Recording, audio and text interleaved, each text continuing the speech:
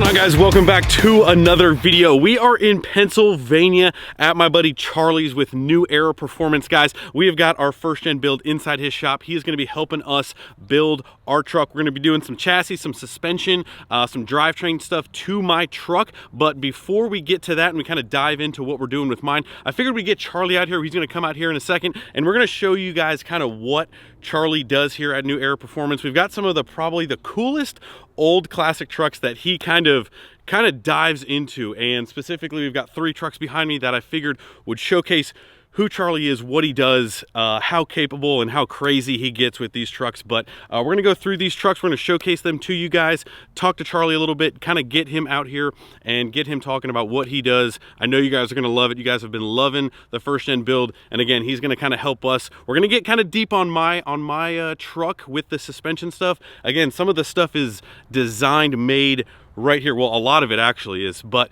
we're going to get into my build on the next video, so make sure you guys stay tuned for that. But we're going to get Charlie out here, we're going to introduce him, and we're going to show you these sweet trucks behind me. One thing I will add before we get Charlie out here is these trucks behind me, and when he starts talking about them and kind of going through them, I don't think we honestly have enough time in the rest of this year to kind of explain all of the detail in these trucks. Charlie is probably one of the most detail-oriented person that I've ever seen, and like these trucks, really honestly, me and Dawson have been here for quite a while. They blow my mind, every little detail. So we're gonna try and dive into some of that, but just know, in my opinion, and a lot of other people's opinion, Charlie is probably one of the like highest level of builders out there, in my opinion. And when he starts talking, I'm not sure that you will get that from him because he's very modest, but Charlie is an absolute beast when it comes to building classic trucks, these trucks. I mean, obviously, if it's got a Cummins, you know we're involved with it and we love it. So mix that with the older classic Dodge trucks, which is what these trucks are. It is absolutely crazy the level that these trucks are. So hopefully we can dive into that, but just know, before we get rolling here, these trucks are there's the top and then the details that Charlie does through and through, from body work to engine work. These trucks are like pretty much, I would say, and Charlie can get into some of that, but like flagship trucks from him as far as the level that he has touched and created with these trucks. So just know that, just know that. We are here with the man, the myth, the legend, Charlie. I talked you up, but Charlie, New Era Performance, I guess for somebody who doesn't know, what, besides making classic trucks look cool, like what exactly do you do? I mean, everything, but take it away. Basically all stages of the truck build we do here. We even dabble in some paint work if we have to, but we're talking sheet metal, plumbing, wiring, heavy fabrication, basic mechanicals, all of it, even like a little bit of interior stuff if we have to, but we do have an interior shop if we need it. We're going to show you guys some trucks. We're going to start off with the blue one here. Take us from the top. Like, each truck has its own story, right? Like, I think one of the coolest things about like the classic old trucks is like they always start here, and you guys are seeing like really the finished or near the end of the build. But I guess take us from the top of the year, the whole 9 yards. I mean, it's good timing on Greg's part because he shows up and there's like 3 vehicles at that 90% range, you know, or even close to 100% done. This truck here, it's very similar to the truck I grew up in. It's the first truck I ever remember being in the family. 69 Dodge, 3/4 ton. The same blue color as what we had when I grew up. This one is by far nicer than the one I remember. I mean, we're not talking like flapping door skins and rust everywhere. We got like a solid original truck. I have a big thing. We like to drive trucks home from far away, so we'll get like a one-way plane ticket at the drop of a hat. And this was one of the trucks I drove home in February. I wanted it because it was the color I remember. It's original. There's absolutely no external body rust on this truck. And it has the factory big block camper special, all the power options. So to me, it was like the holy grail. I had to have it. And we had a flawless drive home in this truck. It was amazing. It was like one of the nicest old trucks I remember driving anywhere. Yeah. We'll put his Instagram down below, but I have followed Charlie for a very long time. And one of the most interesting things that I have seen is just the treks across the country to pick up these gems and transform them. But so it started as a 2-wheel drive truck. It was a 2-wheel drive, and back in the day they had drum brakes on the front, and it was a solid beam front axle. Luckily Dodge didn't change a lot about the chassis over the years, so I wanted it to be a power wagon 4-wheel drive, and I have a thing for disc brake Dana 60 axles. So luckily it was a bolt-in swap with the addition of some shock bracket modifications and steering linkage. It works great. So you have a nice, reliable, heavy-duty truck, a little bit of an altitude adjustment. It just looks a lot better than as a 2-wheel drive as I remember it. Okay. So does this, and we'll get into, again, the upcoming video, we'll get into Charlie's 3-link suspension, some of the suspension stuff. This one has the 3-link, or no? This is just kind of... No 3-link. This is more of like a preservation. I want to keep it as original as possible. Just some very minor mods. Like, one of the only things on the list right now is putting a nice exhaust on it. Okay. So other than that, it's going to stay just as you see it. Okay, and that is basically like a factory 4-wheel drive. Yeah. Yep. Okay. It looks like a factory 4-wheel drive truck, but it's got way better parts than 1969. Okay, so. cool. I don't know. They're all my favorite, but there's something about the extended cab, or club cabs, I guess they call them, right? Yep, club cab. So this is a 77. 77. Obviously, that one a little bit more on the mild side. I guess as we show you each truck, we didn't actually purposely do this, but kind of go wild on each one. So this one is definitely a little bit more involved. Again, came from a trek out west, right?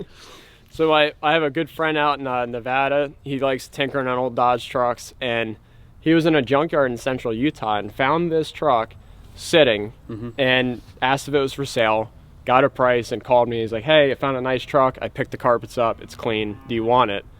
Saw the photos, and I was like, yeah, we need the truck. Talking to my good friend Jake, I was like, hey, you want to do like a crazy like roadkill road trip?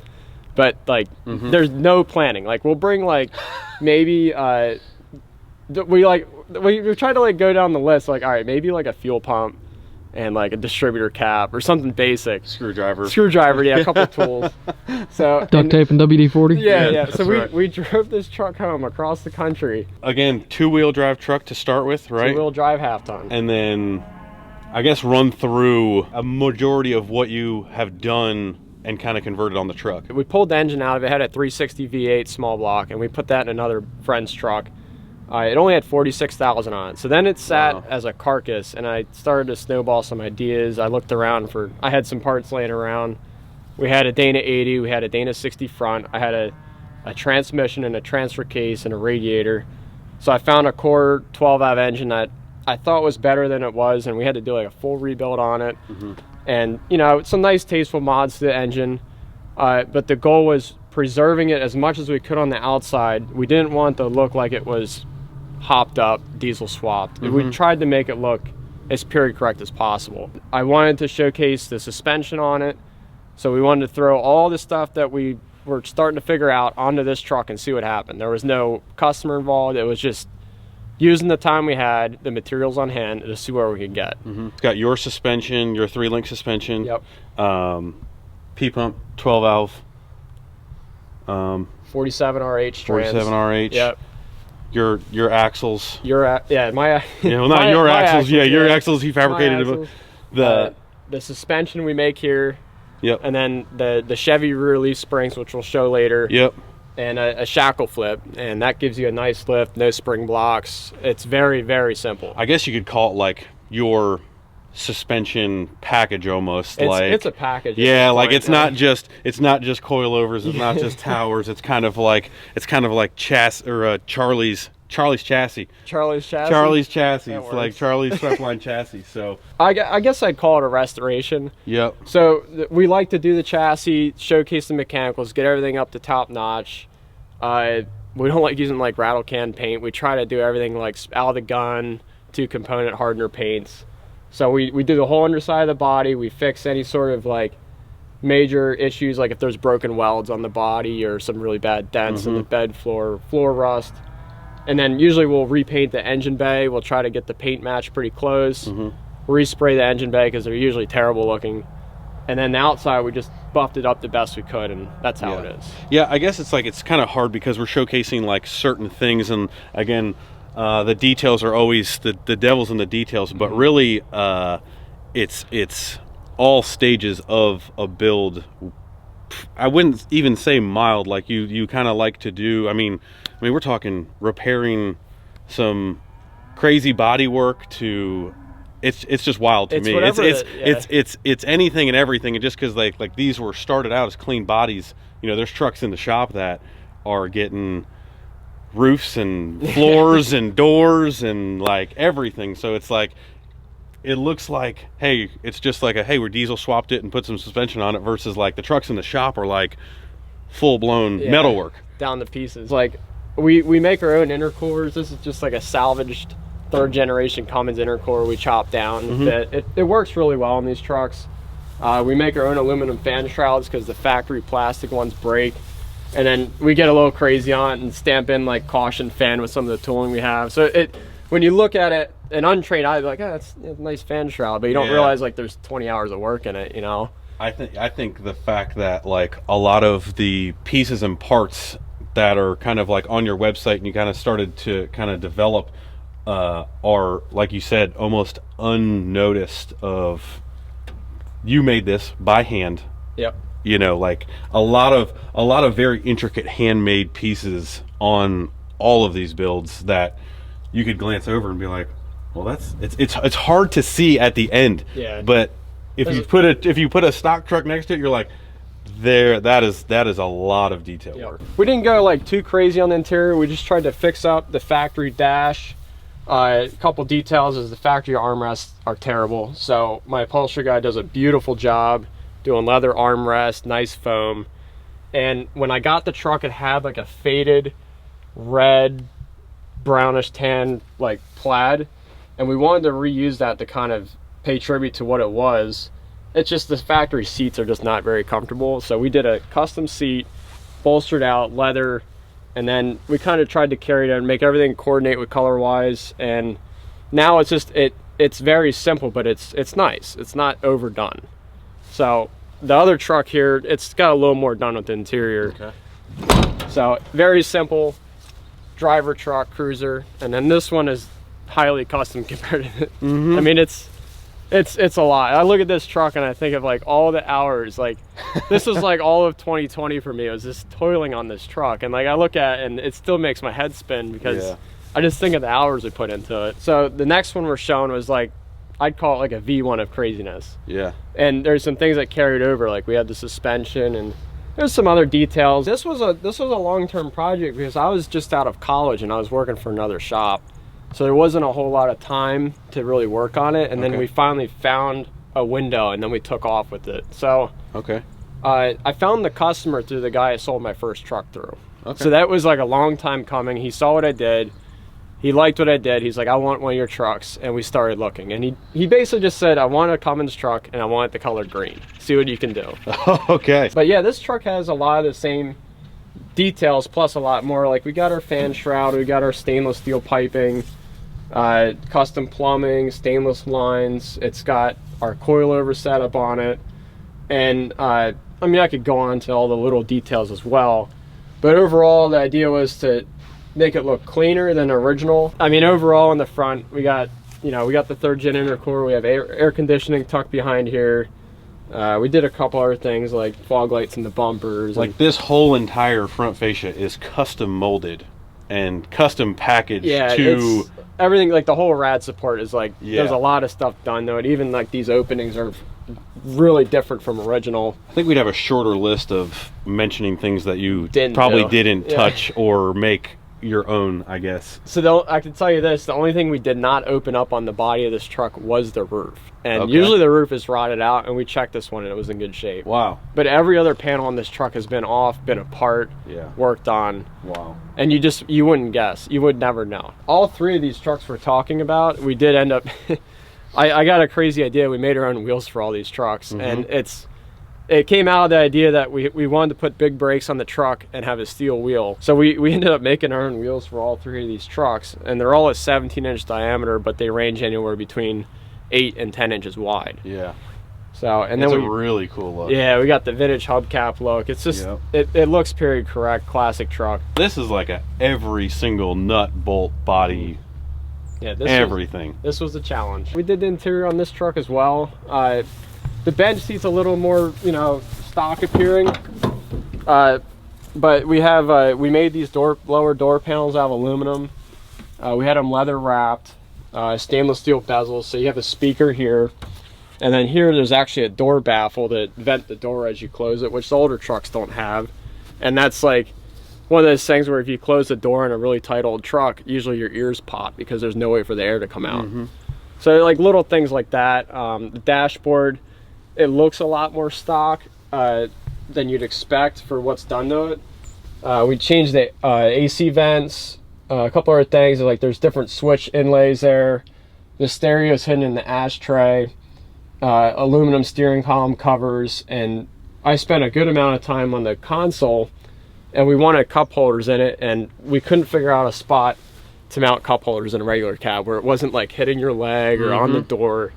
And I found a company that made these really nice, sleek, flip out cup holders. And you can't put like a big golf cup in there, but if you have like a bottle of water or a soda, like you'll get by and you'll be happy. So it's just like, it's just so many little details that add up, and the more you talk about it, you see more and more to build like this. Yeah. I think one of the coolest things that, I mean, we've talked about over the course of my truck and everything is basically like taking a design that has plenty of room for improvement and then going through the process of, hey, this is great, but like, I mean, down to, like you said, the way the door closes, or hey, the metalwork from the factory is crap like this, so we're gonna completely rework and change. I think that's some of the stuff that until you start talking about it and going over it, like you'll never see, never notice, but stuff that you're actively pursuing to like, I'm not gonna build a truck and leave this crappy design in here. I'm gonna chop it all apart and fix it and make it way better. Well, the big thing on the old trucks is they never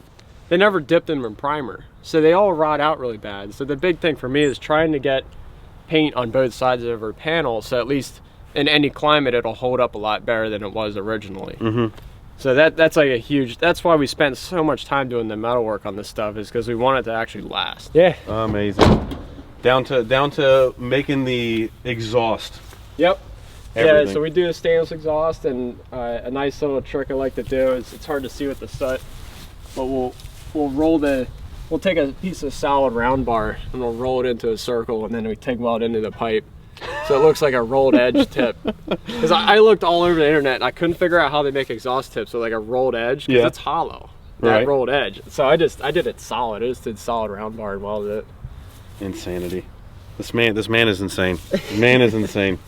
Just wait till what's next. Oh boy.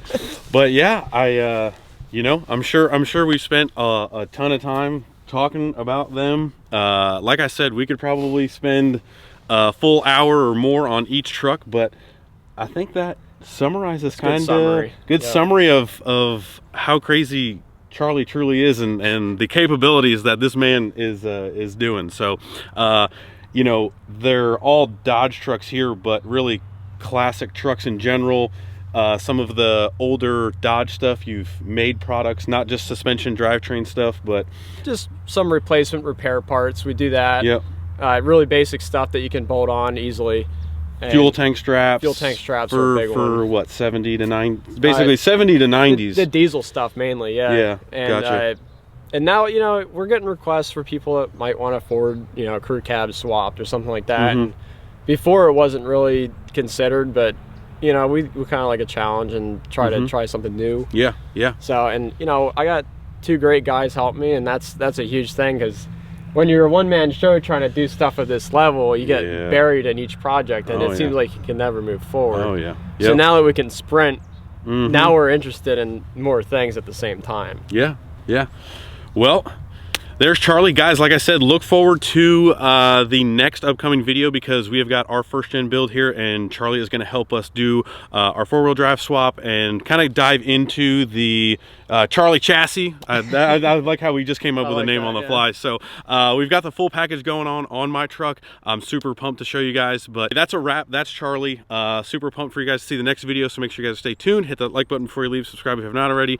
Go follow Charlie on Instagram if you want to kind of dive a little bit deeper into him, because you share a ton on there. So go follow him. We'll put his website up on the screen. But that is pretty much going to wrap up this video. It is getting cold out here. We need to go back to working on my truck, and we'll see you guys in the next video. See ya. We went up to the upper level here of the shop here, and I think this is a pretty good example of how crazy this man's really is. But so we need to fix this. Like, we will make all of that pan from scratch for both sides with the correct beads, the steps, all the details, and then we'll TIG weld it in, and you won't be able to tell it was done. So that's always the goal here is, yeah, how can you do the metal work and do it so well that you don't know it was done? And we're not talking like body filler, just metal. You're not going to Home Depot or Lowe's and getting a flat panel and just kind of like self-tapping it in there. No. Like, again, I think you need to do yourself a favor and go follow him on Instagram, because there's not enough hours in this video to show you, like, when you make those panels, like he said, like OEM. Yep. Factory. You're not crazy. Can't tell. So yeah, this is an upcoming project. That is some work there. That is some work.